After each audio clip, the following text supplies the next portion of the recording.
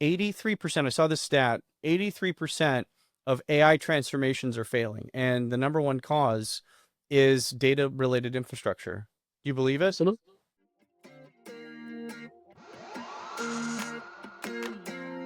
Hello, welcome to the Future of Work. Today we'll be talking about AI in the enterprise with our special guest, Khalifeh Al Jadda, Director of Data Science at Google, right? I think founder of the Optimize AI conference. And I believe that's April 14th to the 16th, Atlanta, Georgia.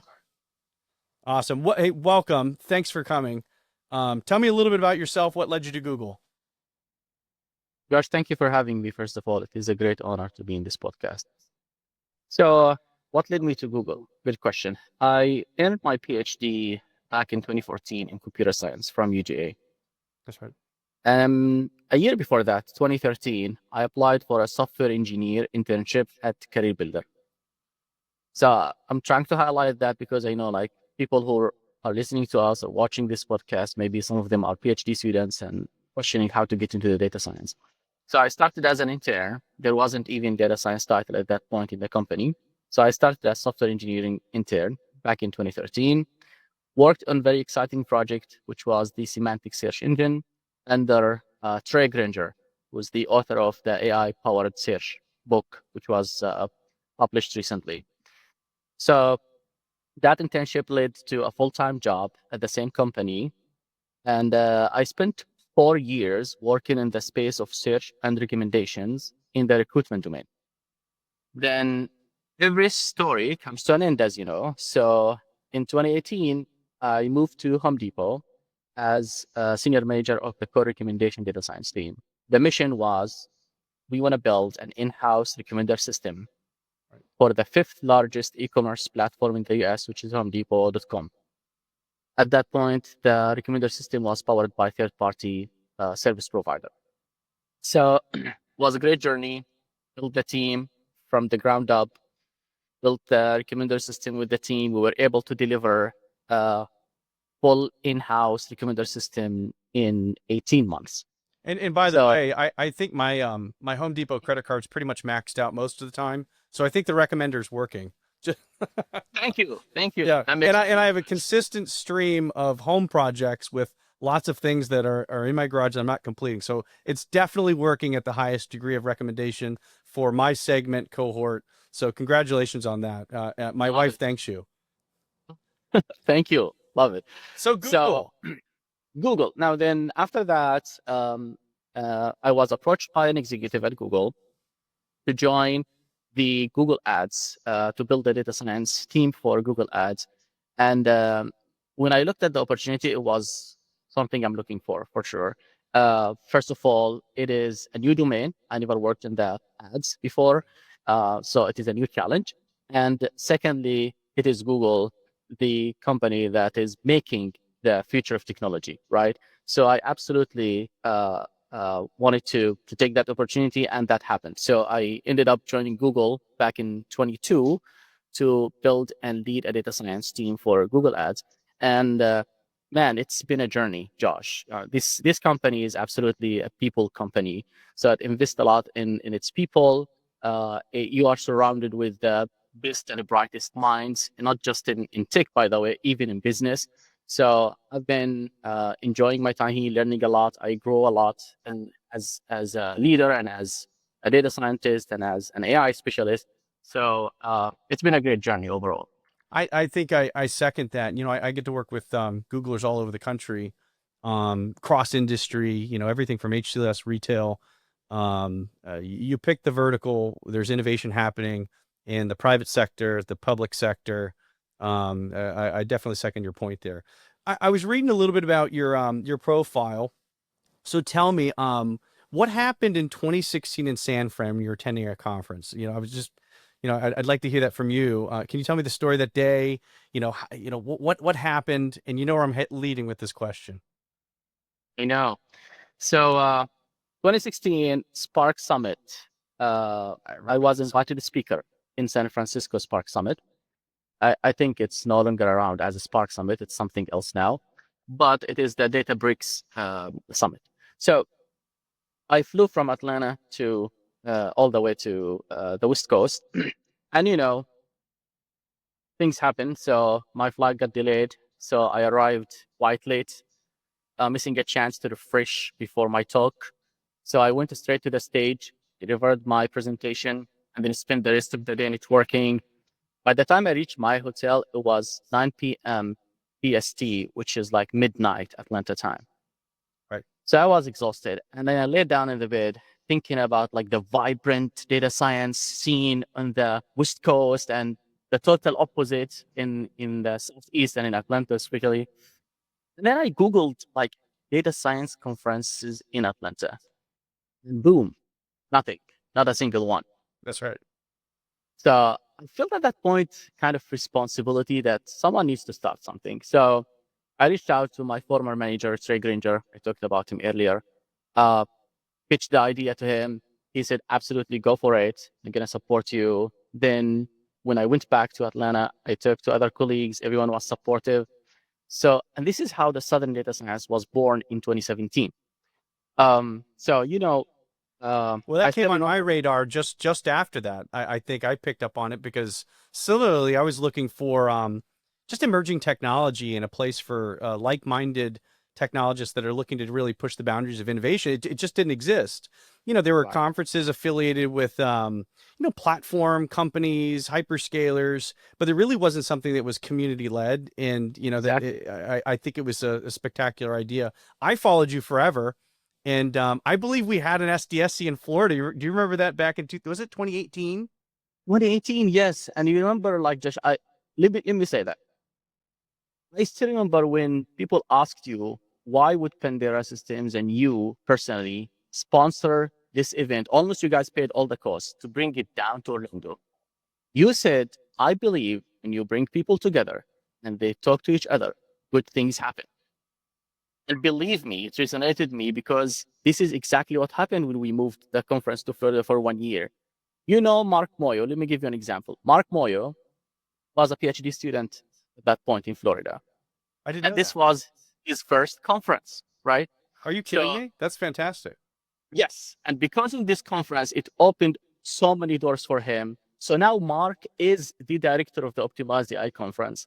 Mark is a senior data scientist at NVIDIA. And So he always like remember that everything started at the Southern Data Science Conference in Orlando. all right, So let me thank ask you. you this question. So this is a forward-thinking concept. So if great things happen when people come together and have conversations in the community, what happens when we start adding AI into that equation? Just curious. I think everything when you add AI to it, it become collective efforts between human and AI. And I think it goes like it grow by orders of magnitude. So if the impact was, let's say, like uh, I don't know, 80%, 70%, with AI, probably it's gonna grow to maybe times 10, 700% or so. So I believe with AI, we absolutely gonna see like a boost in all of these things. Yeah, it's interesting that you say that. I was just in a meeting this morning and we are hypothesizing, when you add AI into the equation for the cost of a license or a compute or piece of consumption, are you able to 2x your skilled labor force? And so the economics of that, when you think about what you just said in terms of like Mm, 700%, I actually think there's a compounding effect in terms of, if you're a 2,000 person company and you need to do the work, or you could create a competitive advantage with a 4,000 person company, half of that actually may be AI based skilled labor. absolutely. Absolutely. And this is where the opportunity is for the small and mid-sized businesses to start computing with enterprises, right? That listen, the catch up could be almost instantaneous, and that scaled thinking. I don't know that scaled thinking is in SMB or mid market yet. I think there are some early adopters, and I think there's trajectory there with their ability to catch up. I think it'll be more profound in 2025. So Khalife, at Optimized AI conference, you're the founder. You're also speaking on AI in the enterprise. What what maturity are you finding? Or what's your thought about maturity in the enterprise? Are we mature, immature? Does it vary? And then I think to to bolt on to that, what are some of the causes of lack of growth? Oh, Josh, this is a great question. So I think most enterprises are still navigating the early to mid stages of AI maturity. And honestly, um, who can blame them, right? The AI landscape is evolving at an absolutely breakneck speed. So it is tough for any organization to keep up, right? Especially when you consider that many of these enterprises and organizations haven't made the foundational investment in data and machine learning infrastructure needed for AI to truly scale. Right. So if you don't have the foundation and you have now this landscape that is evolving like unprecedented in unprecedented speed. Something that's important, I think 83%, I saw this stat, 83% of AI transformations are failing. And the number one cause is data related infrastructure. Do you believe it? Absolutely, absolutely, I Fact or believe it. fiction? Fact or fiction? I think no, from my like experience with enterprises, I think it is fact. Yeah, I agree with you. If you could map out if you had a if you could make a blueprint for successful, enterprise AI transformation, even though it's not defined well, what would that look like? What are the critical technical and business components that would be inside of your blueprint? My blueprint would absolutely consider a top-down approach. So it starts with creating a dedicated AI office in the organization or the enterprise because you want the AI strategy to be crafted at the most senior leadership level. So it is cohesive and it is not fragmented or departmental. Right. Um, so when I look back at, for example, my time at Home Depot, as an example, and Home Depot, by the way, is known to be like forward thinking company, right? Still, even there, you will find pockets where AI and data science were endorsed early and the right investment or level of investment was made at the right time. But you will find other pockets in the enterprise where there was huge resistance to the change, to adopting data science, to adopting AI and It, machine learning, is that why you right? think top down is necessary? Absolutely. Yeah. That's why I said it shouldn't be the departmental or fragmented. It needs to be top down, Did you say fragmental? fragmented. Fragmented, but Yeah. departmental and fragmented maybe merge. You can coin that. You can use that again. It can't be a fragmental AI enterprise strategy. I'm with you. But do you Right. believe that at some point there could be some degree of crowdsourcing in terms of, if you have a top down strategy, obviously some degree of almost flywheel effect where you might have innovation in a fragmental form that actually may push transformation at a different velocity, or maybe push quicker, quicker change that's necessary to seize competitive advantage? I think that's a great point, Josh. I think part of that blueprint that I was describing is you need to change the mindset and adopt the mindset of ideas from everywhere. So you want everyone in the organization, regardless of their role, to feel empowered to contribute to the AI roadmap. Because AI and data science are multidisciplinary. So a merchant is more expert in merchandising than a data scientist or an AI engineer, right? Right. So yes, it is a top-down approach. The top-down approach we said is gonna give it like the power to be across the enterprise, and you will not have like pockets left behind Right. or departments left behind. So But perhaps then the top contribution, yes, the contribution should come from everywhere in the organization into the roadmap. And that roadmap ultimately, if it was top down, you could potentially, if I understand you correctly, in your blueprint, would be holistic in purview. Everyone would understand how their individual functional area process, how they can benefit from it, where they fit in, and what it means to them in terms of advancement. That would be your blueprint. Exactly. Like at the top level, at the C-suite, they would say, well, we have these OKRs for the AI across the enterprise.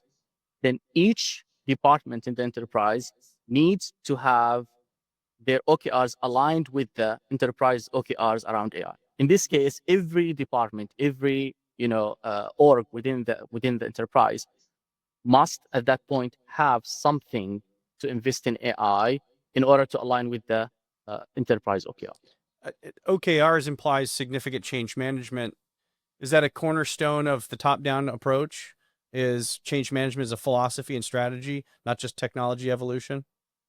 But yeah, absolutely. You cannot achieve that without change management. Yeah. Absolutely, it is a must-have. Yeah.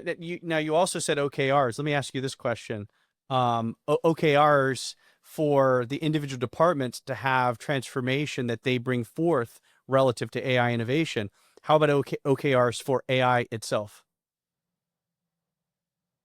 I'm not sure I follow the question. OKRs for AI itself, meaning you actually treat your AI like it's an employee. It has OKRs to perform at the Oh, level, so it's held accountable in the fabric of the employee with inside the enterprise. If I hypothesize mm, and we say that, in the community, when the community comes together, we have great conversations, we add AI into the equation, and we have a 700% compounding yeah. effect at some degree. Wouldn't you hypothesize that there would be OKRs and performance reviews of AI operating like it's a skilled part of the labor force? I think this is a great uh, discussion. We are in the year of agentic AI. That's why I think this is now probably interesting time to start talking about AI OKRs. We could call it AKRs. AKRs. Right? There Yeah. we go. But yes, like if we reach a point, which I think we are now at the point where the enterprise started to pilot and test some of those like AI agents in their workflows.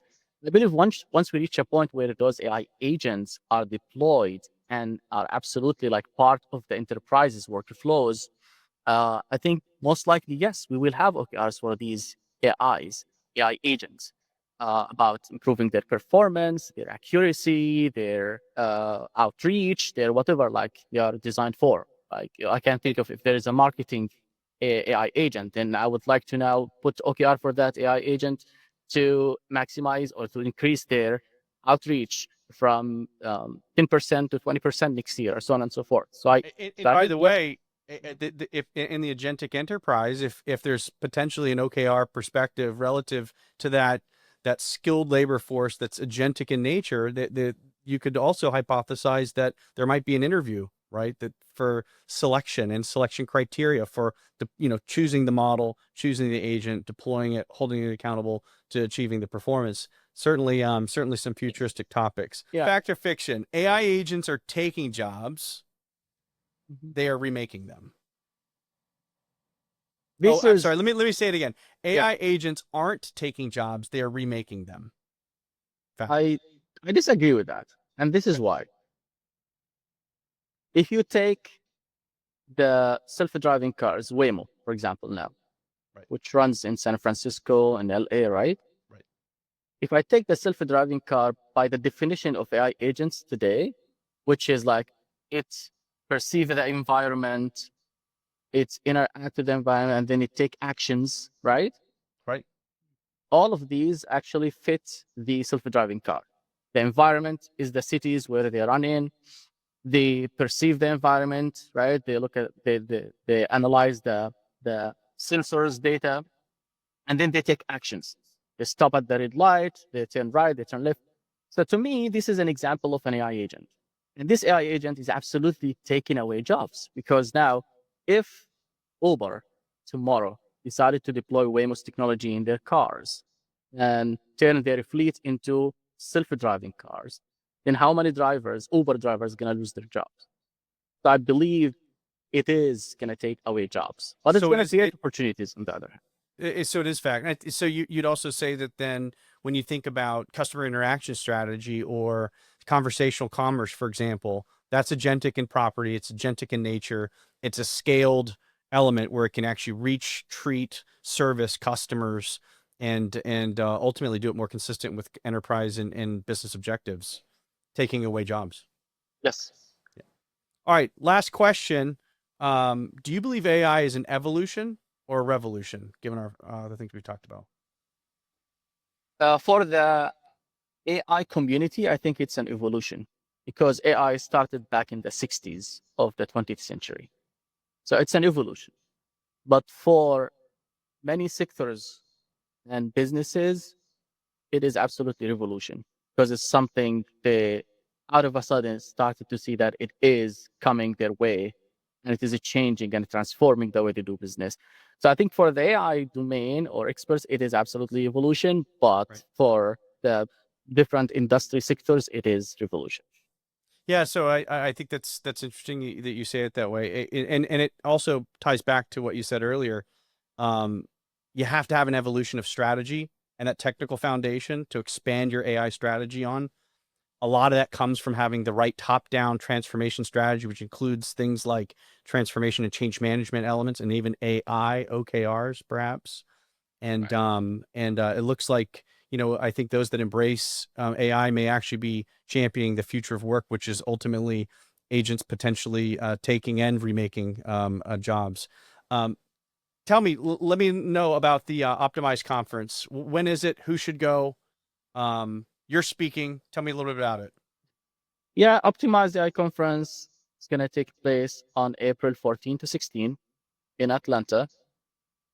And this is an opportunity for practitioners, researchers, AI engineers, aspired people to come and learn from the best and brightest in the industry. We have 100 speakers coming from all the top research labs, companies that do the AI, that make the AI, right? So it is a great learning opportunity for everyone. It's not just for like the senior practitioners or senior leadership. It is for everyone, even for the leadership, since we're talking about a top-down approach and visionary leadership.